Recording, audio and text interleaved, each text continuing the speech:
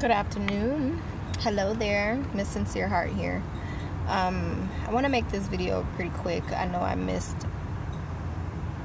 speaking a couple of days. I had to think about what I wanted to say because I just recently did a video and it was about celebrating the anniversary of Finding Me, which was yesterday. So today, of course, is Hump Day Wednesday, Wow Word of the Week. And I chose burnout as the word of the week.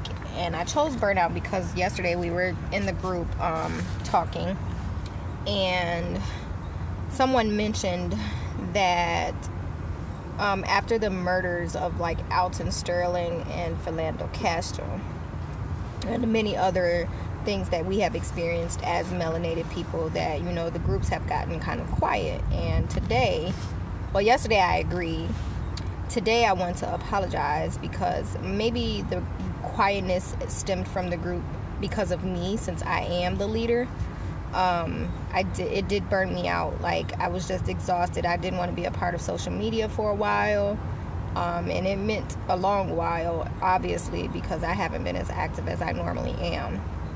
So today I want to talk about us and myself not being or getting burned out and staying burned out. Because things happen, and the truth of it is that we do become burnt out as humans. So I did make some copies of the things that I found out about being burned out, and I'm going to post those in the groups where I can post pictures. What is burnout? Well, basically, burnout can take different forms of affecting a person, and I'm reading this off of my papers. It can be physically, mentally, emotionally, behaviorally. Some of the characteristics of burnout is frequent illness, disengagement, and detachment, which was some of the things that I did. Blunted effect, feelings of frustration, helplessness, hopelessness, and loss of motivation.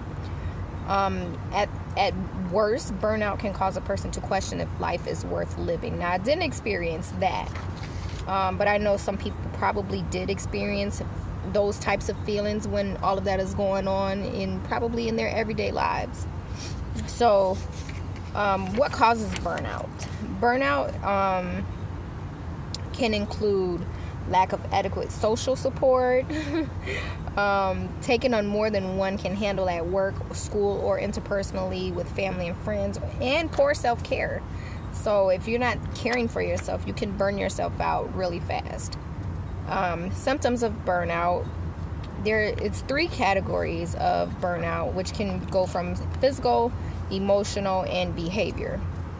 So physical aspect, low energy, feeling tired and easily fatigued much of the time, frequent illness, headaches, back pain, muscle aches and pains, change in appetite or sleep habits.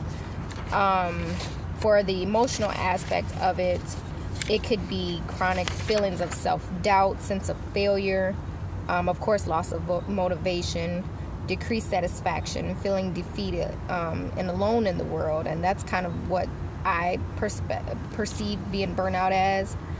Feeling cynical and bitter about life. That can definitely happen. Some behavioral symptoms of burnout you become dependent on substance abuse. You're irritable around others, irritable with life. You can isolate yourself from people. These are like signs of depressions. I'm withdrawn from responsibilities, so not wanting to do anything anymore. And that was one of the things that I did. I withdrew myself from the Finding Me groups, and I did that because I didn't want to be a part of social media. I didn't want to look at it. I didn't want to face the reality of what was going on. I wanted to continue being happy in life. Putting off getting things done. So it's like, it's okay, I'll wait and do it another day, blah, blah, blah, blah, blah. Prevention and treatment. Burnout is very serious, and people don't think that being burnout is a serious thing, but it definitely is, because it takes a toll on you as a person, mentally, physically, emotionally, your behavior, spiritually. Like, it burns you. When you're burned out, you're completely like exhausted. There's nothing that you want to do in life. It's almost a form of depression.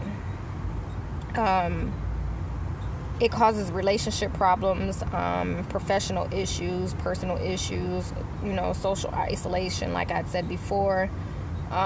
So it's important to learn how not to get to your burnout stage or prevent burnout from happening. And if necessary, you need to know when and where to seek the professional help if it occurs and you need that type of attention. So some ways to prevent burnout include proper self-care, which could be including adequate rest, healthy diets, exercise, setting time aside for yourself, just to like relax and regroup and enjoy some parts of your day, and it's okay to face the bad parts of your day, because you're gonna grow from that. Knowing your limitation and accepting your limitation. Practice good time management. So don't push yourself further than you know is your limit, which is knowing your limits and accepting your limits. If you find that you have become burnout, do what you think is best for you at the moment. But if it goes to a point where you're like, what you've done to help yourself isn't working, or what you've told others and what they've done isn't working for you, seek some professional help. I'm not a big fan of prescription medication. I believe in natural healing, but there are some people who do believe in medication, and that's perfectly fine. I personally don't think it's beneficial for your body because it causes a side effect, and from one side effect leads another side effect. But like I said, to each its own. There are many ways to prevent burnout. There are many ways to treat burnout. You can just develop strategies of how you want to go about, for the future, in the event that that you're going to continue doing things and you're going to continue to get to a point where you feel like you're burned out. So take that time for yourself. One thing that I did find really intriguing was stress versus burnout. That was really, really a major factor for me. So stress is over-engagement. Burnout is disengagement. Overreactive emotions in stress. And then there's detached emotions in burnout. In stress, you have an urgency and hyperactivity. When you're burnout, there's hopelessness. There's a loss of energy in stress, and then there's a loss of motivation in burnout. Then you have anxiety versus depression, physical toll versus emotional toll.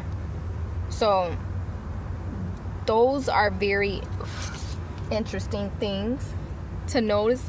I'm sorry. I think a cricket or something just jumped on me. But those are very interesting things to notice and know the difference between what is what. So you don't want to confuse stress for burnout, and you don't want to confuse burnout for stress. I'm going to close this video because this makes part 2 of what was supposed to be a 1-part video. And I'm going to give myself some time so I don't become burned out. I love you all. That's my queen swag for today. And just in case you don't know the definition of burnout, I don't remember the whole thing off the top of my head, but it's basically being exhausted of something, someone, or life. So take that into consideration. If you can, write down a list of things that you would like to do when you feel like you have become burnout. That way you can always refer back to it, because life can definitely burn you out. Circumstances, situations, people, all of this can make you feel burned out. I love you all, and we will talk soon. That's my queen swag for today, Miss Sincere Heart.